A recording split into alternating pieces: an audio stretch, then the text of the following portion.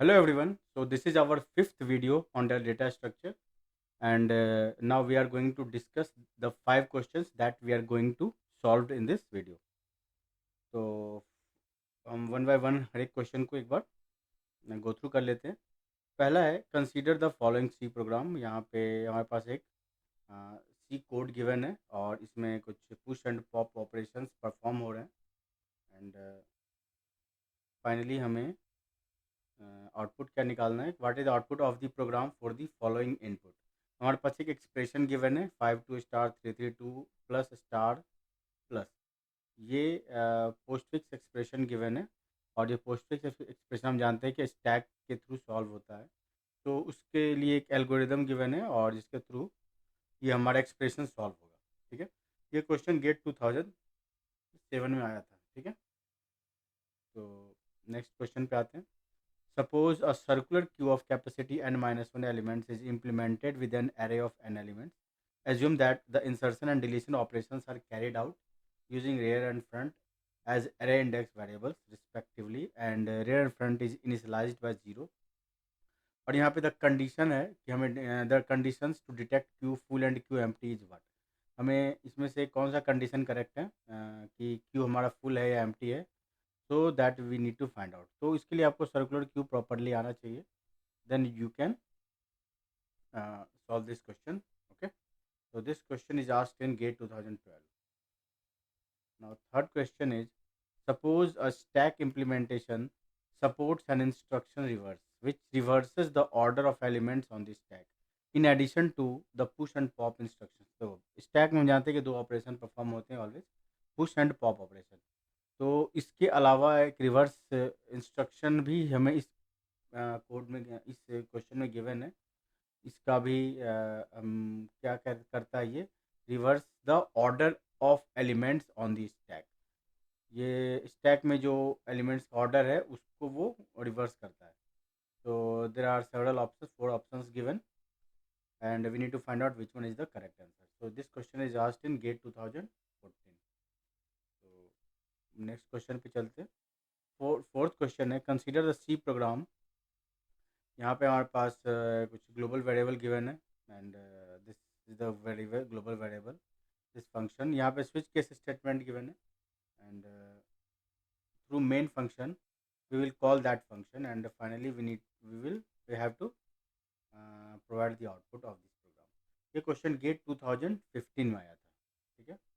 Now fifth question है, late Q denote a Q containing 16 numbers and s be an empty stack. हमारे पास Q और stack दोनों given है और head Q returns the element at the head of the Q. यहाँ पे head Q मतलब हो गया कि फ्रंट पोजीशन, फ्रंट पार्ट वो पॉइंट कर रहा है हेड क्यू, और जो भी हम डी क्यू करेंगे वो हेड क्यू से होगा. And similarly top S returns the element at the top of S without removing it from S. Consider algorithm. ये एल्गोरिथम गिवन है और इसमें check every time it will check while queue is not empty. जब तक Q empty नहीं है तब तक ये वाइल लूप चलता रहेगा. When queue is empty then it will come out from this tag, from this loop. So the maximum possible number of iterations of the while loop in the algorithm is what? So this is the fifth question.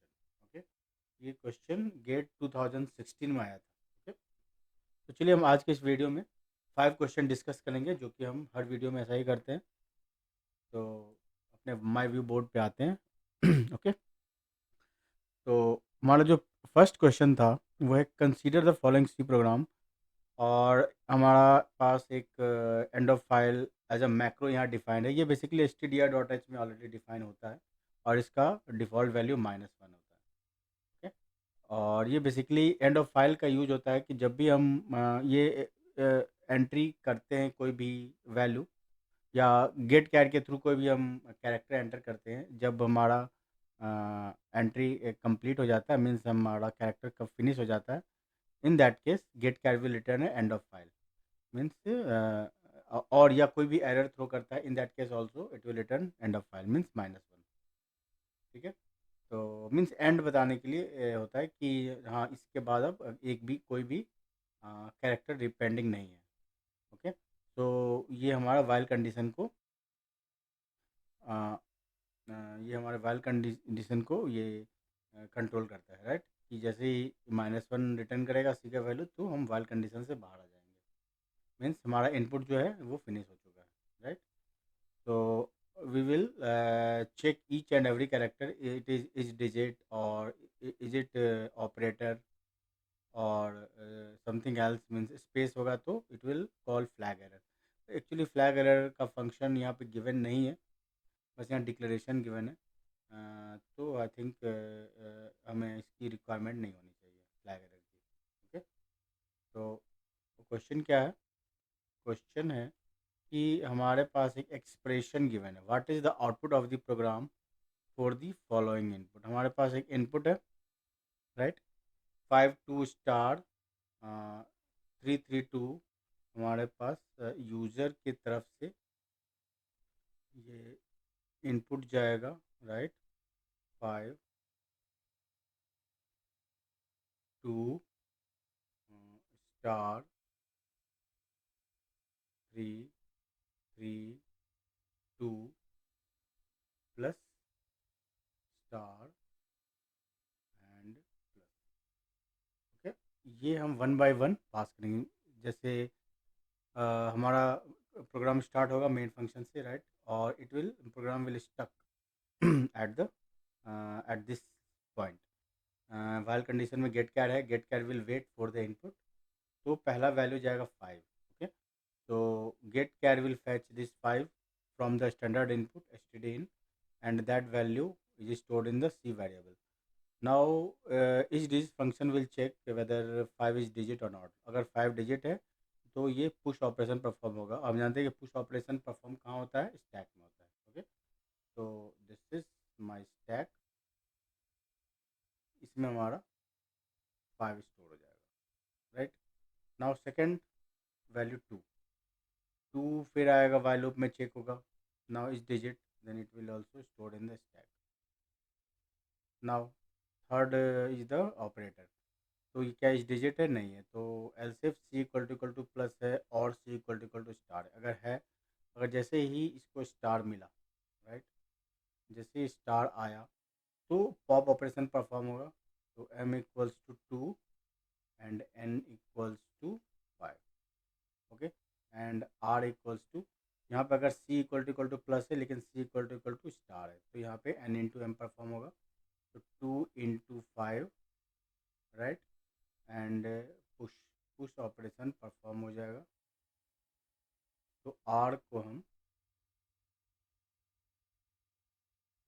Push कर देंगे stack में, ठीक है। उसके बाद आएगा 3, while loop में 3 आएगा and c equal to 3 is the digit. Again we will push 3, फिर 3 आएगा। अगेन इट विल बी, तो थोड़ा सा बड़ा स्टैक लेना पड़ेगा। 5 3 हम ऑलरेडी डाल चुके हैं, तो दिस इज स्टैक 5 उसका फिर 3 आएगा, फिर 3 स्टैक में आ जाएगा, फिर 2 आएगा, फिर 2 स्टैक में आ जाएगा, राइट। उसके बाद हमारे पास एक ऑपरेटर आएगा प्लस। सी में प्लस ऑपरेटर आ जाएगा। Is it digit? नहीं। अब यहाँ चेक होगा, सी इक्वल टू प्लस, अगर प्लस मिला, इसको प्लस मिला, तो m equal to pop. m equal to pop मतलब m equal to 2, n equal to 3। तो r का वैल्यू क्या होगा? यहाँ प्लस है, c का वैल्यू प्लस है, राइट। यहाँ पे c का वैल्यू स्टार, c का वैल्यू प्लस है यहाँ, तो n प्लस r की वैल्यू हो जाएगी 5 and it will be push. Now this r is pushed into the stack, ठीक है। तो ये हमारा 5 देन 3 देन 5। ओके, फिर मेरा आया स्टार, फिर c इक्वल टू स्टार। तो स्टार इज द ऑपरेटर, ये एल्सिफ में जाएगा। फिर हम m जो है 5 को पॉप कर देगा, n जो है 3 को पॉप कर देगा, राइट, और यहाँ पे मल्टीप्लिकेशन होगा क्योंकि सी इक्वल टू प्लस तो है नहीं, तो ये n स्टार m पे आ जाएगा। तो 5 मतलब 15।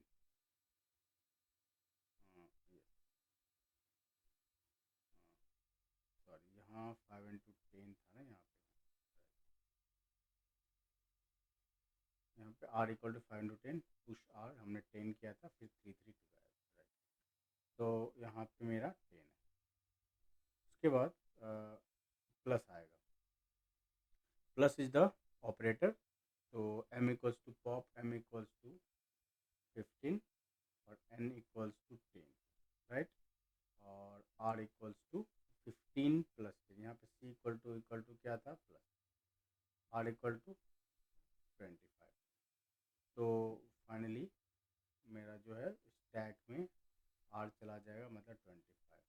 तो हम यहाँ पे इसको printf percent C pop करेंगे, then 25 will be the result, right. तो B option is the correct, ठीक है। चलिए अब नेक्स्ट क्वेश्चन पे आते हैं। नेक्स्ट क्वेश्चन है, now this is second question. Suppose a circular queue of capacity n-1 elements is implemented with an array of n elements. हमारे पास एक सर्कुलर क्यू गिवन है, ठीक है। This is my circular queue और ये basically array है और दीज आर द एलिमेंट्स।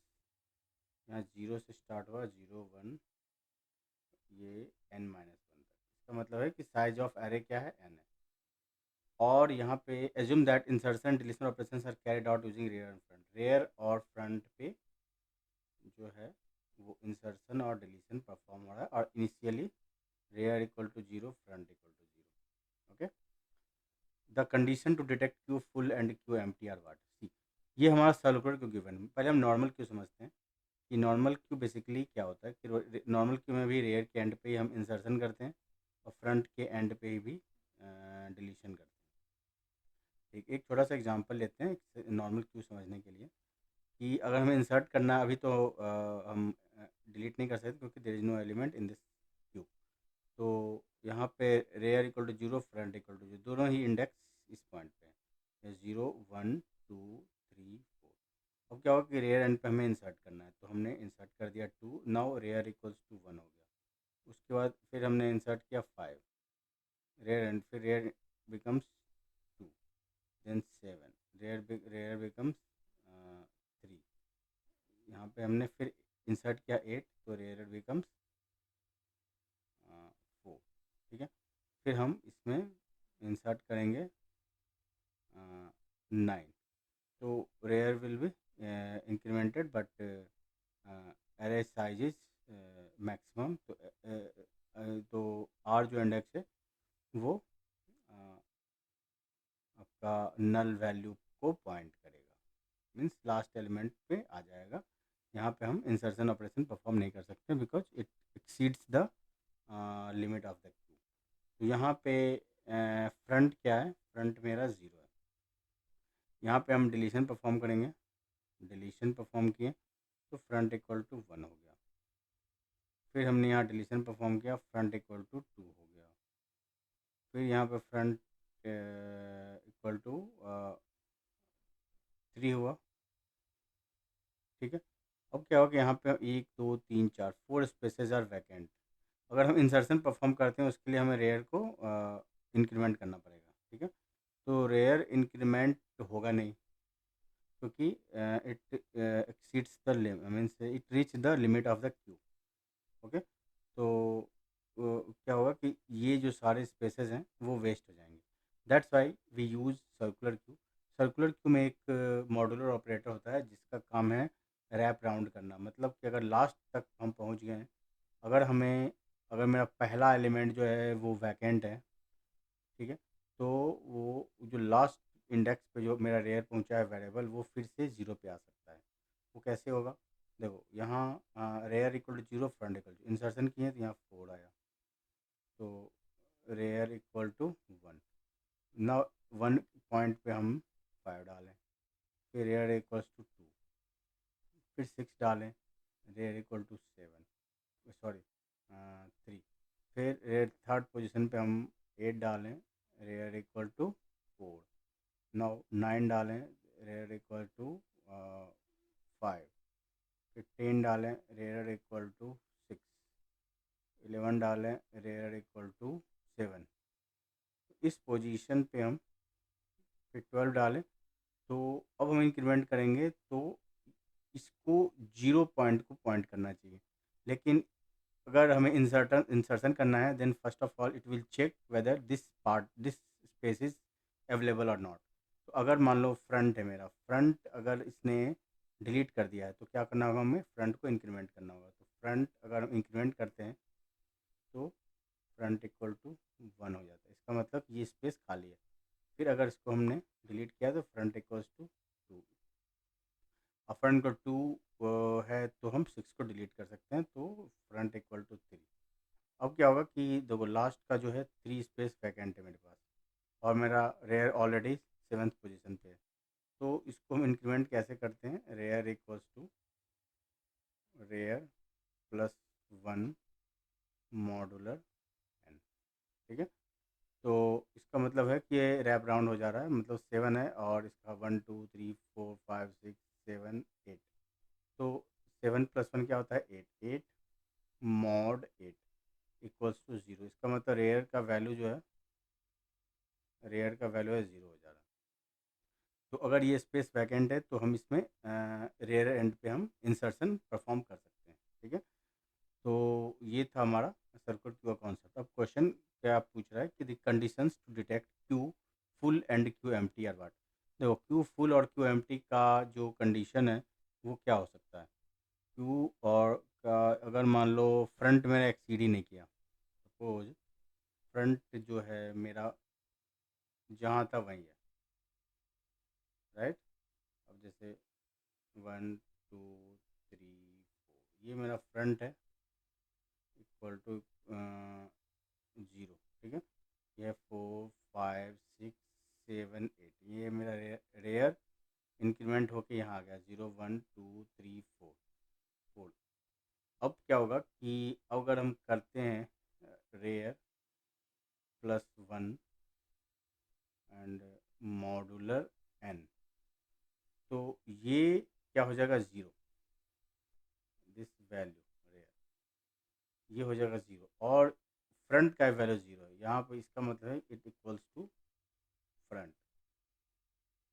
ठीक है, अगर ये फ्रंट है इसका मतलब ये एलिमेंट यहाँ पे वैकेंसी नहीं है, तो ये इसका मतलब है कि मेरा क्यू जो है फुल है, एम्प्टी नहीं है। या इस तरह से भी कर सकते हैं कि अगर मान लो 4 5 कुछ ने डिलीट कर दिया, एफ इक्वल्स टू 1 हो गया, तो रेयर प्लस ये अगर ऐसा होगा तो यहाँ पे रेयर इक्वल्स टू 0 हो जाएगा।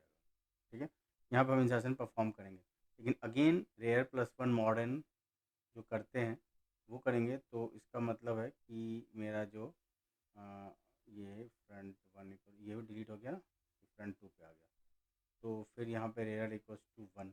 अब करेंगे रेयर प्लस 1 मॉडर्न, तो यहाँ पे आ जाएगा रेयर इक्वल्स टू 2। और यहाँ हम क्या देख रहे हैं कि rear this equals to this, तो इसका मतलब है कि और यहाँ पे हम ऑलरेडी इंसर्शन करना स्टार्ट कर चुके थे, तो मान लो 9 12। ठीक है, तो इसका मतलब मेरा जो क्यू है फुल है। ठीक है, तो यहाँ पे rear plus 1 mod n equal to front हो रहा है। ठीक है, रेयर प्लस 1 मॉडर्न जो है वो 2 हो जा रहा है, सेम हो जा रहा है। तो ये इसका मतलब है कि हमारा क्यू जो है फुल है। अब दूसरा है एम्प्टी का केस। एम्प्टी का केस कैसे करेंगे कि मान लो कि हमारा रेयर जो है जैसे ही रेयर इंक्रीमेंट होगा तो पहले वैल्यू आएगा, फिर रेयर इंक्रीमेंट हो जाएगा, तो रेयर इक्वल्स टू 1। फिर यहाँ पे 6, तो 6 जैसे ही होगा तो रेयर रेयर इंक्रीमेंट होकर यहाँ आ जाएगा 2। तो 2 होगा तो इस समय कोई भी वैल्यू इसमें नहीं है। ठीक है, अगर मान लो इसमें वैल्यू डालते हैं तो ये रेयर रेयर इक्वल्स टू 3 हो जाएगा। ठीक है, अब क्या होगा कि फ्रंट आया, फ्रंट इक्वल्स टू 0। अब इसको हमको डिलीट करना चाहिए, इसको डिलीट किया हमने तो फ्रंट इक्वल्स टू 1 होगा। ये कट गया, फिर फ्रंट इक्वल्स टू 2 आ गया। इसको डिलीट किए तो यहाँ पे फ्रंट इक्वल्स टू 3 हुआ।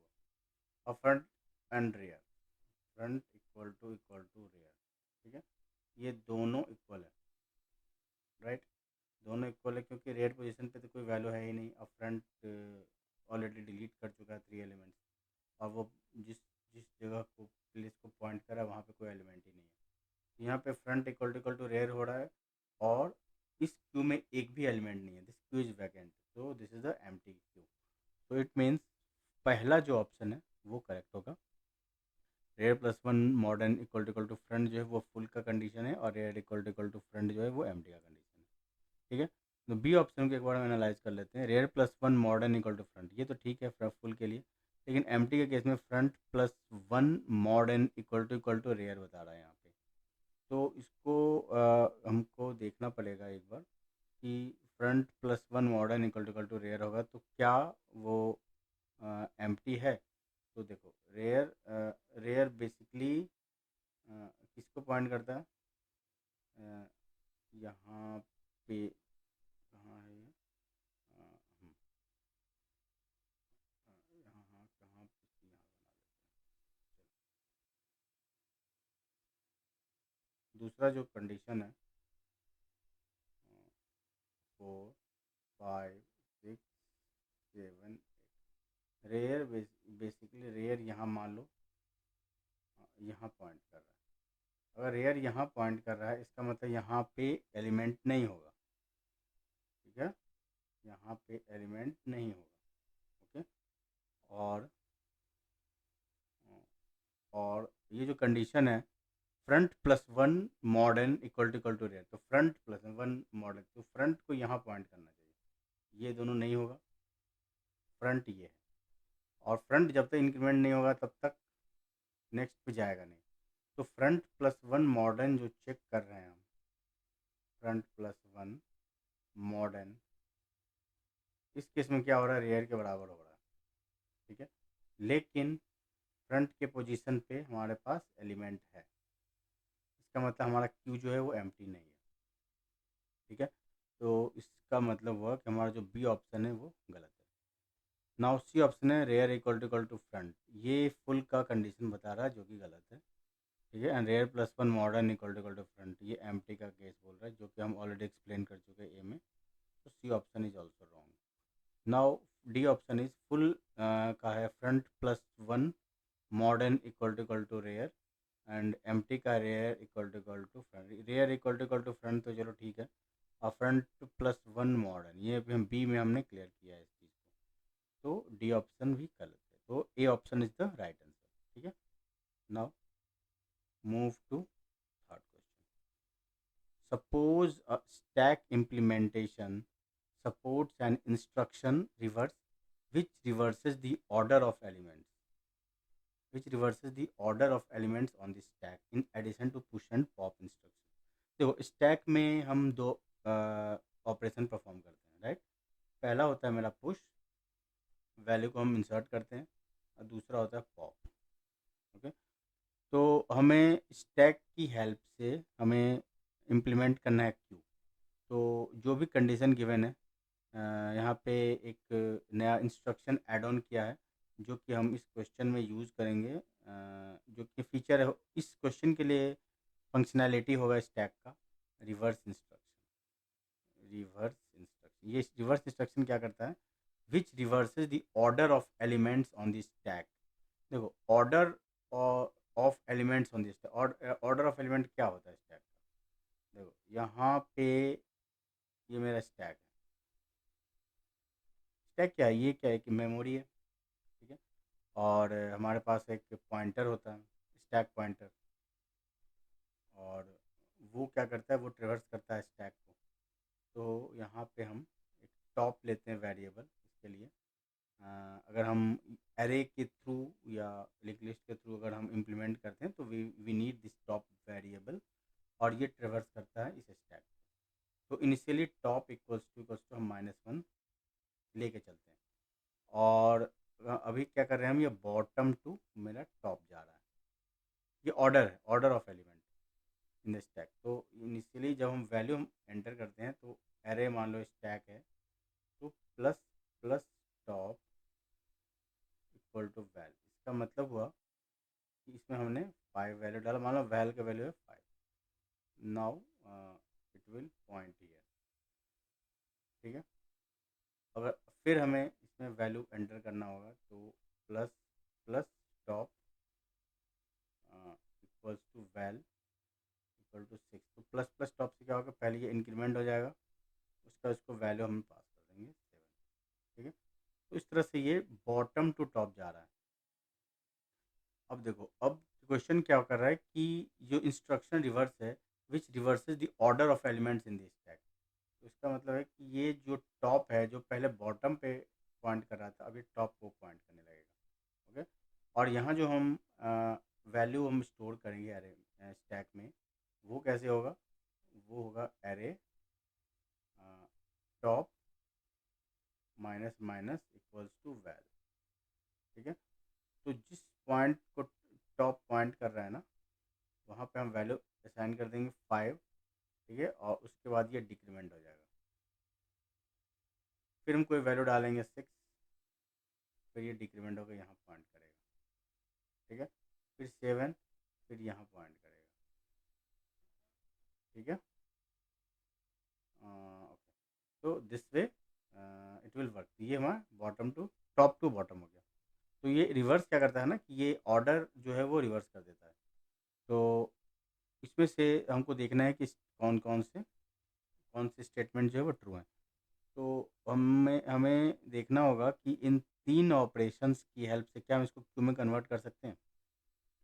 देखो, सबसे पहले क्या करेंगे हम, हमारे पास मान लो कि 3 एलिमेंट्स है 1 2 3। तो अगर यूजिंग स्टैक करते हैं, यूजिंग स्टैक का क्या मतलब, लीफो पहले 1 एंटर किए, देन 2 एंटर किए, फिर 3 एंटर किए।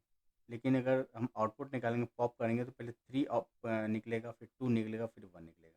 लेकिन फीफो में क्या होगा, फीफो में क्या होगा, 1 2 3 हमने एंटर किया, तो 1 2 3 के ही ऑर्डर में इसको निकलना चाहिए। तो ये चीज़ हमें, ये आउटपुट हमें आना चाहिए in stack using all 3 operations, okay. तो सबसे पहले हम क्या करेंगे, हमारे पास एक stack, this stack is top bottom पे है। अब क्या किया हमने, रिवर्स इंस्ट्रक्शन एग्जीक्यूट किया, रिवर्स इंस्ट्रक्शन एग्जीक्यूट किया, देन रिवर्स इंस्ट्रक्शन में टॉप एलिमेंट, टॉप वेरिएबल यहाँ आ जाएगा, फाइन, ठीक है। अब क्या करेंगे, अब हमें पुश करना होगा, राइट। तो पुश करना होगा, तो पहले हमने 1 डाला, ठीक है, फिर 2 डाला, फिर 3 डाला, यहाँ पे मेरा टॉप पॉइंट कर रहा है, okay. Now we need to reverse, हम अब इसको रिवर्स कर देंगे, तो मेरा 1 2 3 के ही ऑर्डर में है, और ये मेरा टॉप हो जाएगा, ठीक है। तो ये जो कंप्लीट ऑपरेशन है, ये एन क्यू का ऑपरेशन है, क्योंकि हम वैल्यू इंसर्ट कर रहे हैं स्टैक में, जैसे कि हम क्यू में इंसर्ट करते हैं। तो यहाँ पे एन क्यू का ऑपरेशन है, एन क्यू के ऑपरेशन को परफॉर्म करने के लिए हमें रिवर्स यूज़ करना पड़ा, पुश यूज़ करना पड़ा, फिर रिवर्स यूज़ करना पड़ा, ठीक है, ठीक है। और अब हमें पॉप करना होगा, तो जो भी टॉप एलिमेंट है, दिस टॉप एलिमेंट क्या है, 1 है। तो डी क्यू का जो ऑपरेशन होगा, इसमें क्या हो जाएगा, पुश, सॉरी, पॉप हो जाएगा, ठीक है। तो पहले 1 निकलेगा, देन 2 निकलेगा, 3 निकलेगा, और ये ऑर्डर क्या है, फर्स्ट इन फर्स्ट आउट का ऑर्डर है, क्योंकि हमने 1 2 3 पहले 1 डाला था, फिर 2 डाला था, फिर 3 डाला था। अगर हम इसको डी क्यू करते हैं तो यहाँ भी, या पॉप करते हैं तो यहाँ पे 1 2 3 के ऑर्डर में ही हमें बाहर आ रहा है। तो इसका मतलब हुआ कि अगर पहला ऑप्शन देखें, a queue cannot be implemented using this stack, ये तो रॉन्ग है, this is wrong statement. Now a queue cannot be implemented where enqueue takes a single instruction and dequeue takes a sequence of two instructions. A queue can be implemented where enqueue takes a single instruction and dequeue takes a sequence of two instructions. ये भी wrong है, तो N Q जो है 3 instructions ले रहा है. Now a queue can be implemented where enqueue takes a sequence of 3 instructions and DQ takes a single instruction. So C option is the right. A queue can be implemented where both NQ and DQ take a single instruction each. ये भी गलत है. तो मेरा C option सही है. ठीक है. चलिए अब हम फोर्थ क्वेश्चन पे आते हैं. फोर्थ क्वेश्चन में क्या कर रहा है कि consider the C program given below. हमारे पास एक प्रोग्राम है. ठीक है. और इसमें लाइब्रेरी इंक्लूडेड है stdia.h. देन हमारे पास एक ग्लोबल वेरिएबल्स हैं. Now we have one function stk function जहाँ पे हम 2 इंटीजर वेरिएबल पास कर रहे हैं फ्रॉम मेन फंक्शन. यहाँ पे कुछ स्विच केस स्टेटमेंट हो रहा है, में कुछ ऑपरेशन परफॉर्म हो रहा है. तो यहाँ पे मेन फंक्शन से हम चलते हैं. यहाँ पे मेन फंक्शन में हमारे पास एक एरे है b और a equals to b stk top equal to -1. ये वेरिएबल लोकल है. ठीक है. stk top equal to minus, क्योंकि यहाँ पे हमने डिक्लेयर किया है इसको. Now we will call stk function. तो यहाँ पे इसको काम करते हैं, ब्लू कलर कर देते हैं. stk फंक्शन कॉल कर रहे हैं यहाँ पे stk फंक्शन एंड -1 और 10. ठीक है. और इसका मतलब है कि यहाँ पे ऑप कोड है, ऑप कोड -1 और वैल्यू क्या है 10 है. तो इसके अंदर हमारे पास एक स्टैटिक वेरिएबल है साइज. ओके. नाउ स्विच में ऑप कोड वेरीफाई होगा. ऑप कोड है -1. -1 का मतलब होगा कि ये केस -1 में आएगा. यहाँ पे size equal to val, size equal to val क्या है 10. ओके. और ये स्टैटिक है, इसका मतलब ये वन टाइम इनिशियलाइज होगा. तो जो भी साइज इक्वल टू 10 होगा वो रिटेन करेगा वैल्यू. ठीक है. क्योंकि अगर सेकंड टाइम हम कॉल करेंगे तो साइज इक्वल टू 10 ही हमको मिलेगा, क्योंकि ये एज ए स्टैटिक वेरिएबल यहाँ पे डिक्लेयर्ड है. और हम जानते हैं कि स्टैटिक वेरिएबल जो है डेटा सेगमेंट में स्टोर हो जाता है. राइट. तो जब स्टैक में नहीं होता है तो इसका मतलब कि अगर हम सेकंड टाइम कॉल करेंगे तो प्रीवियस एक्टिवेशन रिकॉर्ड भले वैनिश हो जाए, लेकिन डेटा सेगमेंट वैनिश नहीं होगा. तो मेरा साइज जो है रिटेन रहेगा. ठीक है. Now after first call, second call में क्या होगा, stk function stk function value है 0 एंड 5. 0 5 है तो ऑप कोड इसका क्या है 0 है. और वैल्यू क्या है 5 है. ठीक है. उसके बाद ऑप कोड 0 है. ऑप कोड 0 है तो यहाँ पे आएगा. यहाँ पे चेक करेगा sticker top less than size. Sticker top क्या है 0 है. ठीक है. और साइज क्या है यहाँ पे साइज 10 गिवन है. तो ए स्टिकर टॉप प्लस प्लस, तो ए स्टिकर टॉप मतलब ए ज़ीरो इक्वल टू वैल की वैल्यू क्या है 5. और स्टिके टॉप जो है ये जो पोस्ट इंक्रीमेंट हुआ उसकी वजह से ये 0 से 1 हो जाएगा. उसके बाद थर्ड टाइम कॉल होगा stk फंक्शन 0 10 stk फंक्शन 0 10. ठीक है. 0 10 ऑप कोड इसका 0 है. ऑप कोड 0 और वैल है 10. ऑप कोड 0 है तो stk top less than size. क्या sticker top less than size है? बिल्कुल. स्टिकर टॉप जो है एक्चुअली 1 है, साइज़ का वैल्यू 10 है. तो ये फिर इसमें आएगा, एंटर करेगा और sticker top plus plus. Sticker top क्या है 1 है. 1 इक्वल्स टू वैल की वैल्यू क्या है, वैल की वैल्यू 10 है. ठीक है. यहाँ पे 10 है. और उसके बाद ये because of post increment sticker top equals to 2 हो जाएगा. ओके. ये मेरा तीनों फंक्शन कॉल हो चुका है. Now within printf function also there are 2 stk function. तो यहाँ पे फोर्थ टाइम जब कॉल होगा stk फंक्शन, हम पहला की बात कर रहे हैं, हम पहले इसको कॉल करवा रहे हैं. तो जो पहला कॉल होगा तो इसके लिए ऑप कोड क्या है 1 है और वैल क्या है 0 है. राइट. ऑप कोड 1 है तो केस -1 केस 0 तो ये डिफ़ॉल्ट में चला जाएगा. और यहाँ पे इफ़ स्टिक की वैल्यू क्या है, 2 है। स्टिक 2 है तो इसका मतलब ये रिटर्न कर देगा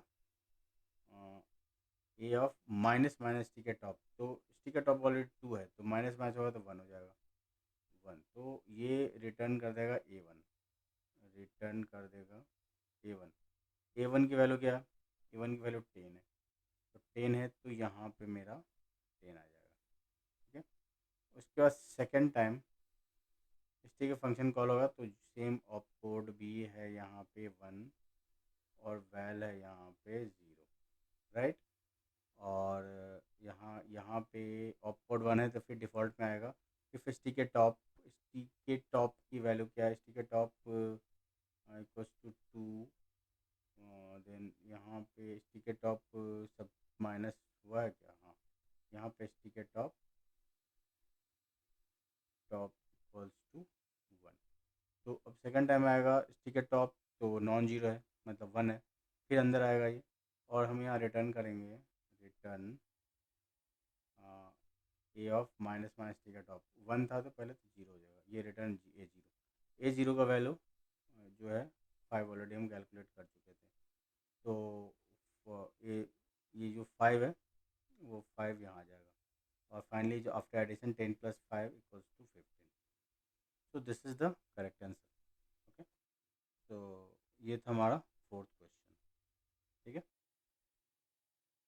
चलिए अब हम फिफ्थ क्वेश्चन पे आते हैं। Let Q denote a queue containing 16 numbers and S be an empty stack. Head Q returns the element at the head of the queue without removing it from queue. Similarly, top S returns the element at the top of S without removing it from S. Consider the algorithm given below. यहाँ पे हमें पहले algorithm समझना है कि what it is saying. While queue is not empty do. तो पहले देखो, पहले क्या है कि हमारे पास एक क्यू है, ठीक है। क्यू है, मान लो ये क्यू है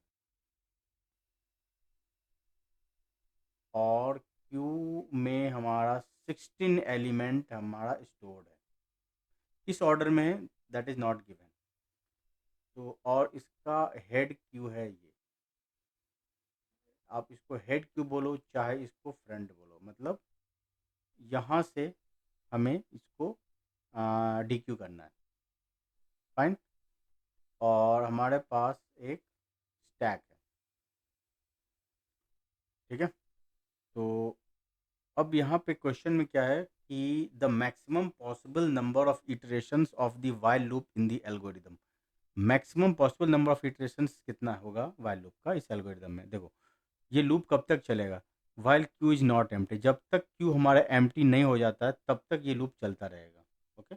now if S is empty, मतलब स्टैक अगर एम्प्टी है या top of the stack is less then head queue, then हम डी क्यू ऑपरेशन परफॉर्म करेंगे, ठीक है। और उसके बाद जो एलिमेंट डी क्यू होगा उसको हम पुश कर देंगे स्टैक में। अदरवाइज यहाँ पे हम स्टैक से पॉप करेंगे वैल्यू और उसको एन क्यू कर देंगे क्यू में। अब देखो ये पॉइंट जो है अगर एग्जीक्यूट होता है इसका मतलब मेरा क्यू एम्प्टी हो जाएगा, लेकिन अगर एल्स पार्ट अगर एग्जीक्यूट होता है तो इसमें बार बार एन क्यू ऑपरेशन परफॉर्म हो रहा है, तो इसमें एम्प्टी होने का कोई चांस नहीं है। तो देखो यहाँ पे हमें maximum possible number of iterations बताना है और ये जो वैल्यूज़ हैं 16 वैल्यूज़ वो किस ऑर्डर में गिवन है वो नहीं पता है, लेकिन हमें बताना है कि maximum possible number of iterations. देखो या तो हम एंड टू एंड वाले कॉन्सेप्ट पे चलें कि अगर हम असेंडिंग ऑर्डर में डालते हैं तो क्या इटरेशन होगा और डिसेंडिंग ऑर्डर में डालते हैं तो क्या इटरेशन होगा, ठीक है। ये एंड टू एंड वाली बात होगी, मतलब अगर हम इसको असेंडिंग ऑर्डर में डालें मतलब पहले 1 गया, देन उसके बाद हमने 2 पास किया, देन 3 पास किया, देन 4 पास किया, देन 5 पास किया, ये टिल 16 तक, ओके। तो और ये जो पार्ट है 1, दिस 1 ये सबसे पहले एंटर हुआ है, ठीक है। तो इसका मतलब ये फ्रंट है और हेड क्यू है। तो अगर हम असेंडिंग ऑर्डर में क्यू में वैल्यू पास करते हैं इन दैट केस क्या होगा कि 1 और स्टैक है मेरा, यहाँ स्टैक है मेरा, तो एस इज एम्प्टी है तो इट विल गो इनसाइड, और क्यू तो एम्प्टी नहीं है, right. Then S is empty, तो अंदर आएगा, तो और क्यू को हम डिक्यू करेंगे और उस वैल्यू को हम स्टैक में डाल देंगे, फिर लूप चलेगा, फिर S is empty, S is empty नहीं है, नाउ टॉप एस 1, और हाँ after deletion front will point here, ठीक है। तो टू क्या, एस 1 क्या लेस देन 2 है, top S less then head Q है, यस है, तो फिर इसको डी क्यू करेंगे, फिर इसको 2 डाल देंगे, सिमिलरली हम 3 डाल देंगे। तो यहाँ हम क्या देख रहे हैं कि अगर असेंडिंग ऑर्डर में हम डाल रहे हैं क्यू में, in that case it will take 16 iteration, while हमारा 16 टाइम्स चलेगा, ठीक है। 16 के लिए भी एक बार चलेगा, मतलब हर एक एलिमेंट के लिए 1 times it will loop will execute. ये हो गया सबसे मिनिमल टाइम में चलेगा वाइल लूप, अगर ये असेंडिंग ऑर्डर है। अगर डिसेंडिंग ऑर्डर में है तो क्या होगा, मतलब डिसेंडिंग ऑर्डर का मतलब हो गया कि हमने यहाँ 16 डाला, then 15, then 14, then 13, then 12, then 11, ठीक है, फाइनली 1, ओके। तो यहाँ पे जो सबसे पहले बाहर आएगा वो आएगा 16। तो यहाँ देखो while queue is not empty, while queue is not empty, हाँ क्यू एम्प्टी नहीं है। Now if S is empty, S यहाँ एम्प्टी है, तो एस इज एम्प्टी है, तो हमने 16 को बाहर निकाला, स्टैक में डाल दिया, ओके। उसके बाद सेकेंड टाइम फिर एग्जीक्यूट होगा, Q is not empty, now S is empty, S empty है, ठीक है। Now top of S less then head Q, top of S, top of S क्या है 16, हाँ, और यहाँ पे मेरा जो है हेड क्यू यहाँ आ जाएगा, हेड क्यू का हो चाहे चाहे फ्रंट को, ठीक है, 15 को पॉइंट करने लगेगा। तो यहाँ पे क्या है कि टॉप है 16 क्या लेस देन 15 है, नहीं है, तो ये एल्स पार्ट में जाएगा और हम 16 पॉप आउट हो जाएगा मेरा, यहाँ से पॉप आउट हो जाएगा और ये इनक्यू कर देंगे हम, रेयर एंड पे हमें इनक्यू करना होता है, तो यहाँ पे 16 चला जाएगा, ठीक है। अब क्या है कि अब फिर से मेरा स्टैक जो है वो एम्प्टी हो गया, फिर से मेरा स्टैक एम्प्टी हो गया, राइट। तो हम क्या देख रहे हैं कि for element 16 while loop will execute 2 times, iterate 2 times, ठीक है। अब देखो सेकेंड टाइम में फिर मेरा लूप एम्प्टी है, सॉरी स्टैक एम्प्टी है, तो in that case we will dequeue 15, we will dequeue 15, sorry we will dequeue 15, तो यहाँ पे ये एफ आ जाएगा, ठीक है, और पुश कर देंगे हम स्टैक में 15। Second time queue is not empty, right, now top of S और stack is also not empty, तो ये एक्सप्रेशन वैलिड नहीं होगा, तो सेकेंड कंडीशन पे जाएंगे, टॉप एस जो है 15 है, तो 15 क्या लेस देन 14 है, नहीं है, तो फिर ये इसमें एल्स में जाएगा, फिर हम इसको पॉप करेंगे 15 को और इनक्यू कर देंगे क्यू में, ठीक है। और ये स्टैक मेरा फिर से एम्प्टी हो गया, स्टैक मेरा फिर से एम्प्टी हो गया, और मेरा ये फ्रंट यहाँ पॉइंट करने लगेगा, मतलब हेड क्यू मेरा यहाँ पॉइंट करने लगेगा। तो 15 के लिए भी मेरा 2 टाइम्स चला है। तो ये कब तक चलेगा, जब तक कि हम स्मॉलेस्ट एलिमेंट पे ना आ जाएं और वो जितने भी एलिमेंट हैं क्यू में उन सब से छोटा हो, तो हमारा स्टैक से कोई वैल्यू बाहर नहीं आएगा। क्योंकि अगर मेरा स्मॉलेस्ट एलिमेंट जैसे 1 है, अगर हम एंड पे आते हैं, अगर 1 मेरा एंटर होता है यहाँ, तो ये क्या चेक करेगा, नेक्स्ट एलिमेंट 16, ठीक है, क्योंकि ये ऑलरेडी हमने इसमें इंसर्ट कर रखा है। तो हेड क्यू जो है वह 16 को चेक करेगा, 16 क्या लेस दैन, ये 1 इज लेस दैन 16 है, तो ये 16 यहाँ पे पुश हो जाएगा, ठीक है। और फिर अब next time top S 16 will be checked by 15, क्योंकि ये फ्रंट हो गया अब, तो यहाँ से फिर से 16 जो है पॉप्ड आउट हो जाएगा और इसको जो है ये फिर से ये इंसर्ट हो जाएगा, मीन्स ये 16 क्या है यहाँ पे पॉप आउट होके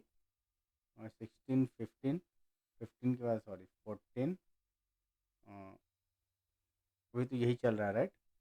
तो जब हम 1 पे आ जाएंगे, 1 के बाद इट विल, जब हम 1 पे आ जाएंगे तो 16 14 ये पूरा कंप्लीट मेरा 2 तक आ गया रहेगा यहाँ पे, राइट। 2 तक मेरा आ गया रहेगा।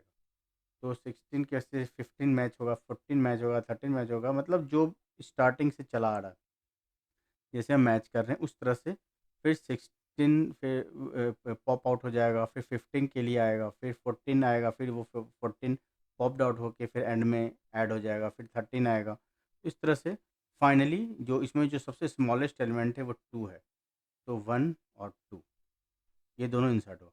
इसका मतलब है कि 1 को स्टैक में आने के लिए और क्यू को क्यू में से 1 को डी क्यू होने के लिए कितने इटरेशन लगे। देखो हर एक एलिमेंट, जैसे 16 एलिमेंट है, 16 को स्टैक में डालने, या 16 के लिए वाइल इटरेशन कितना हुआ था, 2 टाइम्स हुआ। 15 के लिए भी 2 टाइम्स हुआ। इसका मतलब 16 से लेके 2 तक जो है वाइल इटरेट किया है 2 टाइम्स हर एक एलिमेंट के लिए। तो इसका मतलब 15 इंटू 2 मीन्स 30 इटरेशन हुआ है 16 से 2 तक। फाइनली 1 आया, जो कि 1 एक बार जैसे एंटर किया तो सिर्फ पुश वाला पार्ट ही एग्जीक्यूट हुआ, क्योंकि उसके बाद ये सेटिस्फाइड कर रहा है 1 के लिए, राइट। क्योंकि top is always less then ये है। तो हम क्या करेंगे, X equals to dequeue करते हैं जो वैल्यू क्यू में है। और लेकिन अब जो यहाँ करते हैं 1 के बाद, वो वैलिड नहीं होगा, ठीक है, क्योंकि 1 के बाद 16 है। 16 फिर क्या होगा, लेस देन 15 नहीं है, तो फिर पॉप आउट हो जाएगा। तो 1 के लिए सिर्फ जब 1 एंटर किया स्टैक में तो सिर्फ एक बार इटरेशन हुआ, तो 30 प्लस 1 इटरेशन, ठीक है। मतलब 31 इटरेशन सिर्फ हुआ है for pushing 1 into the stack, ठीक है।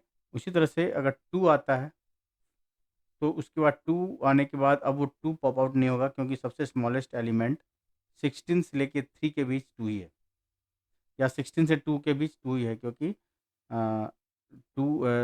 3 भी 2 से बड़ा है, मतलब टॉपेस्ट सबसे छोटा है 16 से 3 के बीच। तो 1 के लिए 31 हो गया, और हर एक के लिए 2 वाइलिट्रेशन लग रहा है। इसका मतलब सबसे हम 2 2 रिड्यूस करते जाते हैं। अब जैसे 1 के लिए 16 से लेके 2 तक, मतलब 30 प्लस 31 1 के लिए। उसी तरह से 2 स्टैक में आ जाए उसके लिए कितने वाइल इटरेशन चाहिए, 29, ठीक है। 14 इंटू 2 28 प्लस 1 29, देन 27, राइट। इस तरह से फाइनली 16 आएगा तो वो उसके लिए सिर्फ 1 ही होगा। और जैसे ही 16 बाहर आएगा तो क्यू में से जैसे 16 बाहर आएगा तो stack is empty, stack is empty. तो क्योंकि कहाँ हो रहा है, क्योंकि यहाँ हो रहा है। एक्स को जो डी क्यू किया होगा तो 16 जो है बाहर आ गया, उसको हमने पुश कर दिया स्टैक में। उसके बाद फिर ये चेक किया, एस इज एम्प्टी, एम्प्टी नहीं है। Now top S less than equal to head, लेकिन यहाँ पे आने की ज़रूरत ही नहीं है, क्योंकि 16 जैसे ही डी क्यू होगा, ठीक है, तो मेरा क्यू एम्प्टी हो गया। और डी क्यू हुआ, इसका मतलब कि स्टैक में पुश हो गया। While Q is not empty, Q is empty हो गया है, ठीक है। क्यू इज़ एम्प्टी है तो हम बाहर आ जाएंगे और मेरा वाइल लूप इटरेशन कंप्लीट हो जाएगा। तो इनको जो ऐड करोगे आप तो वो हो जाएगा 256। तो while loop will be iterated 256 times. ये मैक्सिमम नंबर ऑफ इटरेशन है जो कि हमने यहाँ पे अभी कंप्यूट किया है, ठीक है। तो आज का हमारा जो जितने भी क्वेश्चंस थे 5 क्वेश्चंस वो हमने सॉल्व कर लिए हैं। I hope you all understand this question, these and solutions, ठीक है। नेक्स्ट क्वेश्चन और नेक्स्ट सॉल्यूशन के लिए हम नेक्स्ट वीडियो में देखेंगे। ओके, चलिए, थैंक यू।